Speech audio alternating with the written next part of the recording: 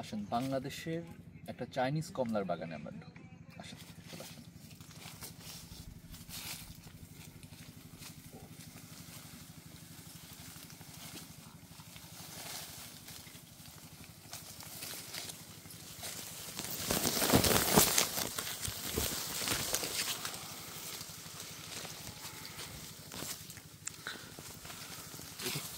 এটা কি কমলার কি বলা যায়, কি পরিমাণ কমলা ধরতে পারে? ঠিক আছে,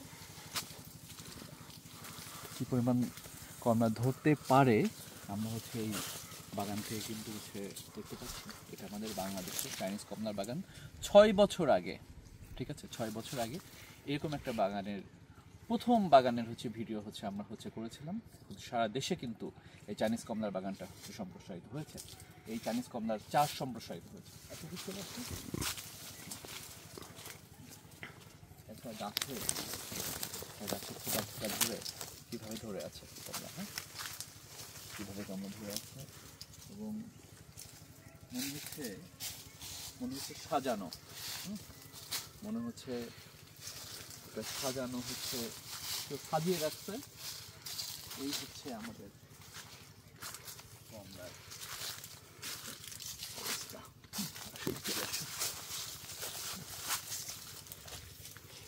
এই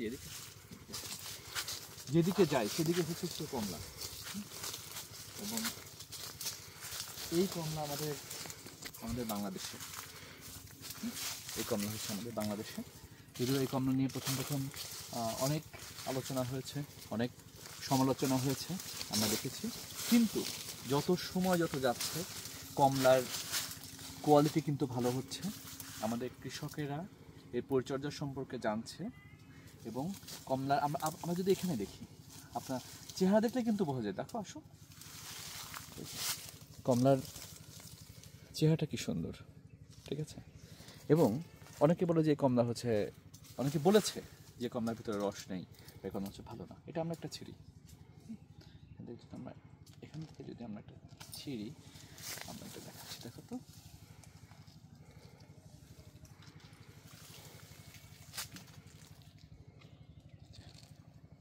এই হচ্ছে আমাদের কমলা, সেই চাইনিজ কমলা। আমরা এখান থেকে হচ্ছে ছিঁড়লাম, তাই না?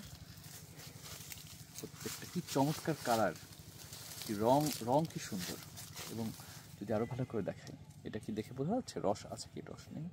হ্যাঁ, আমার এদিকে চলে আসুন।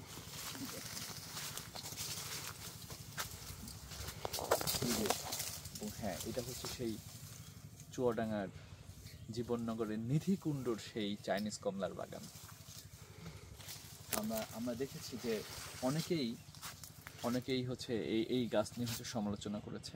আমরা সবসময় বলি জাত সঠিক হতে হবে, দ্বিতীয় হচ্ছে পরিচর্যা জানতে হবে, কী ধরনের জায়গাতে। দেখেন একটু কিন্তু আলো ছায়া সাইট্রাস মানে লেবু জাতীয় ফল কিন্তু একটু ছায়া পছন্দ করে, ঠিক আছে।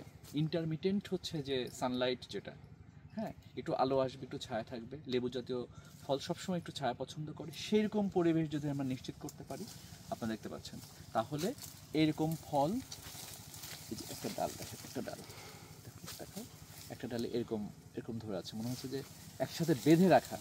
আসলে তা না, এর ধরনটাই হচ্ছে এমন।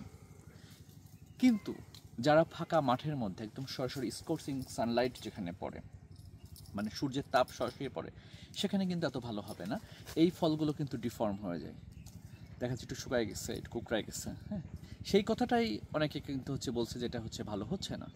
কিন্তু আমরা জানি যে এখন কিন্তু সারা বাংলাদেশে অন্তত এই বছরে এই চাইনিজ কমলার চমৎকার ফলন কিন্তু আমরা হচ্ছে বিভিন্ন জায়গায় লক্ষ্য করছি। আমাদের এই পাশে চলে আসো,